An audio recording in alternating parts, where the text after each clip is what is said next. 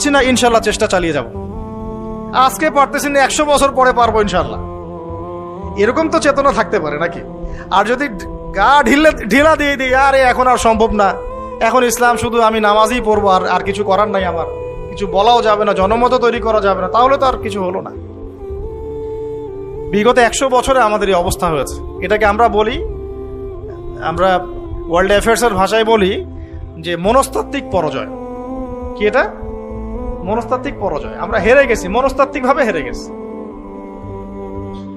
তো ইনশাআল্লাহ আল্লাহ পাক আমরা যদি সফল নাও হই, আল্লাহ পাক ইনশাআল্লাহ এমন জেনারেশন নিয়ে আসবেন যারা সফল হবে। অ্যাটলিস্ট শুনে রাখা উচিত যে পরিস্থিতি কেমন এবং সমাধানের পথ কি। আমরা করতে না পারে আমাদের বাচ্চারা করবে, না হলে তাদের বাচ্চারা করবে।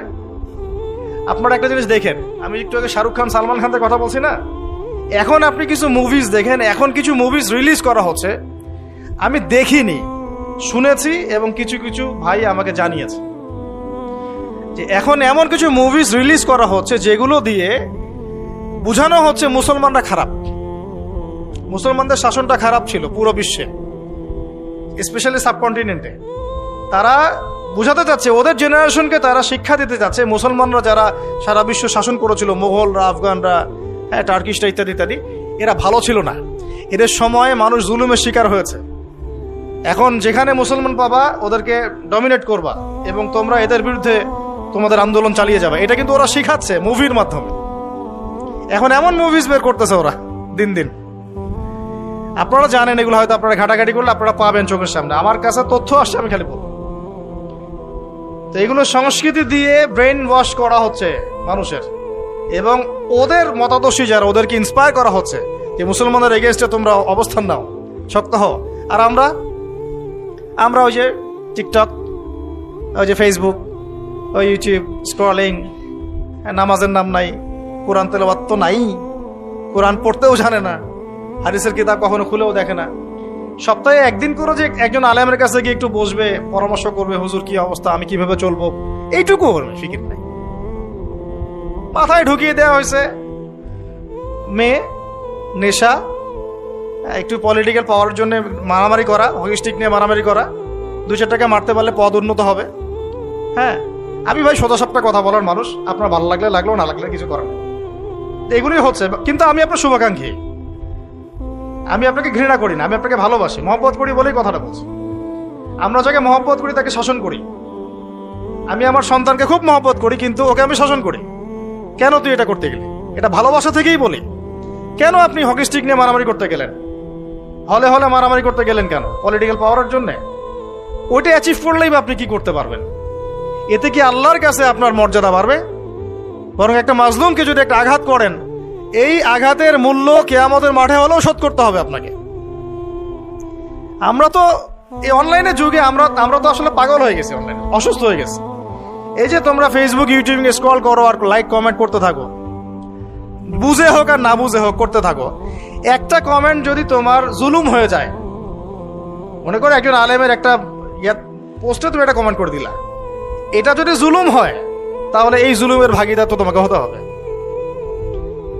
মনে করো একজন শায়েক এসে বলল, আচ্ছা আমার নাম নিয়ে বলি যে আবু আদনান এই এক্স এই করছে আর কি, হ্যাঁ, বাম হাতে কোরআন নিছে, অনেক কথাই তো বলছে, বাম হাতে কোরআন নিছে, জান্নাতের ঘ্রাণ পাইছে, ঠিক আছে, তারপরে আর কি খারেজি হয়ে গেছে, হ্যাঁ, তারপরে আর কি মনেও থাকে না, হ্যাঁ, ও কি আমি দাঁড়াই না ইত্যাদি। তো এখন মনে করো কন্টেন্ট বানায় ছাড়ে দিছে অনলাইনে, তুমি বুঝে হোক না বুঝে হোক লাইক করলা, শেয়ার করলা, কমেন্ট করলা, এবং আমার এগেনস্টেই করলা, আমার অপোজিশনেই করলা। এখন আমি যদি মাজলুম হয়ে থাকি, তুমি এখন কিভাবে পার পাবা? আমি যদি সঠিক হই আর তুমি যদি ভুল হয়ে থাকো, তাহলে কিয়ামতের মাঠে কিভাবে তুমি পার পাবা? একটা এক্সাম্পল দিলে বুঝবেন। একজন আলেম একদিন বলেছিল, স্টেজে উঠে বলছে, দেখলাম, জানি না কোথায় পড়াশোনা করে আসছে, আল্লাহ ভালো জানেন, বইপত্র পড়লে আখলাক অর্জন হয় না ভাই। খালি বইপত্র পড়লে আখলাক অর্জন হয় না, আখলাক অর্জন হয় আল্লাহওয়ালা মানুষের সোহবতে। হয়তো বা সোহবত পায় নাই, এই জন্য আখলাক নাই। স্টেজে উঠে বলছে যে এর আগে যে বক্তব্য দিয়ে গেল, সে অমুক জায়গায়, একটা জায়গার নাম বলল, সঙ্গত কারণ নামটা বলছি না, অমুক জায়গায় তার বন্ধুর মায়ের সাথে জেনা করেছে। আমার কথা বললো, বন্ধুর মায়ের সাথে জেনা করেছে, আমার ব্যাপারে বললো এই কথাটা। এখন এই কথাটা অনলাইনে সে ছড়িয়ে দিল সবার সামনে।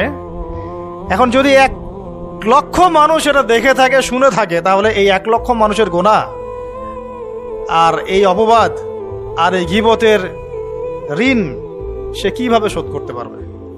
এটা কি সম্ভব? এই কথাটাকে ফিরে নেওয়া সম্ভব? আর এই হলো অনলাইন। একটা এক্সাম্পল দিয়ে বোঝালাম, আমার ক্ষেত্রে বোঝালাম, আপনার যদি বুঝতে সুবিধা হয়। অতএব খুব সাবধান, এখানে বিচরণ লিমিটেড পরিসরে করবেন, যতটুকু কল্যাণ নিয়ে বের হয়ে চলে আসবেন। এর মধ্যে যদি বিচরণ করতে থাকেন আপনি ঘন্টার পর ঘন্টা এবং বুঝে না বুঝে এই কাজগুলো করতে থাকেন, গীবতের, তোহমতের, অপবাদের এত এত গুনার পাহাড় ঘাড়ে আসবে যেটা আপনি আর শোধ করতে পারবেন না। একটা গুনাহ যদি মানুষের সাথে সম্পৃক্ত হয়, ওই ঋণ শোধ না করা পর্যন্ত জান্নাতি ব্যক্তি জান্নাতে ঢুকতে পারবে না।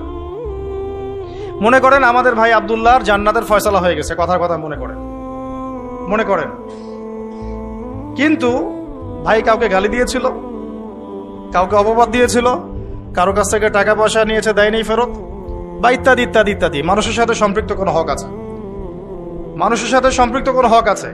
জান্নাতে যাওয়ার আগেই একটা জায়গায় দাঁড় করিয়ে দেওয়া হবে, দাঁড়াও, ফয়সালা তো হয়ে গেছে, তাহলে এখন দাঁড়াও। কেন?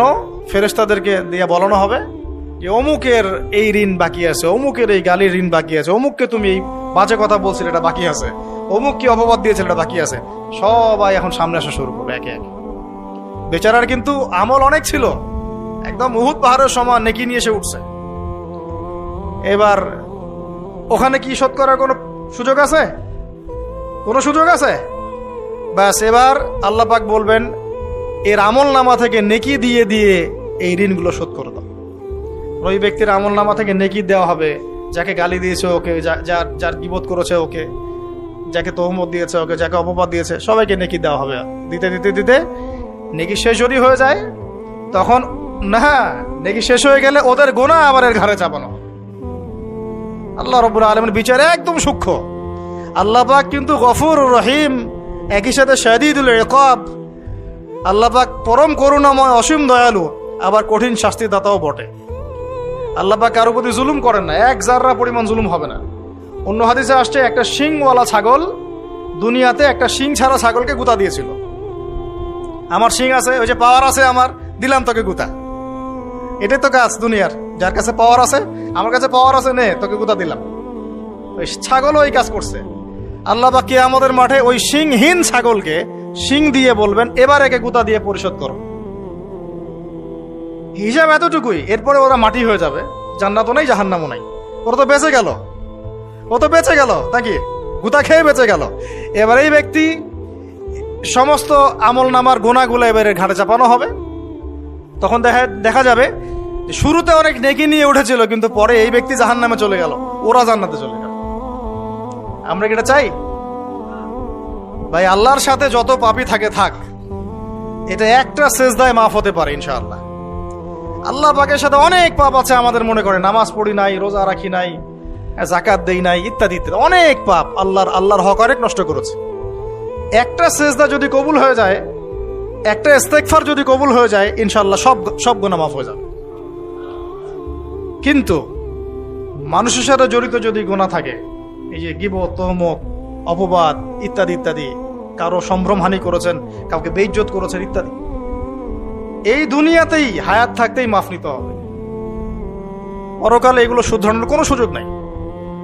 আর এই অনলাইনের যুগে এটা এত বেশি বেড়ে গেছে যে আমরা এটাকে মুরগির মতো মনে করি। ইচ্ছা হইলে বলে দিলাম, ইচ্ছা হলে কমেন্ট করে দিলাম, যা ইচ্ছা তাই বলে দিলাম। আল্লাহ পাক আমাদেরকে বোঝার তৌফিক দান করুন।